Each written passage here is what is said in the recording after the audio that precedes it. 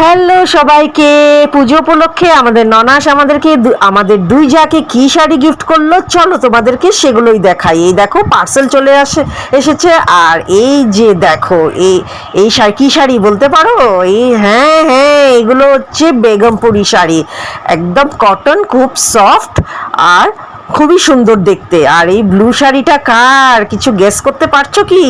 হ্যাঁ, এই ব্লু শাড়িটা আমার যা পছন্দ করে নিয়েছে, এই কালারটা ওর ভালো লেগেছে, তাই ও এই কালারটা নিয়েছে। এই দেখো নেভি ব্লুর মধ্যে ব্লুর সুতোর কাজ করা, খুবই সুন্দর শাড়িটা। আর হ্যাঁ, এই রেড অ্যান্ড হোয়াইট শাড়িটা আমি নিয়েছি, কারণ অষ্টমীর জন্য একটা পারফেক্ট শাড়ি, বা অবশ্যই সিঁদুর খেলা দশমীতেও এই শাড়িটা পরা যাবে, তাই এই চিন্তা করে আমি এই রেড আর হোয়াইট শাড়িটা নিলাম।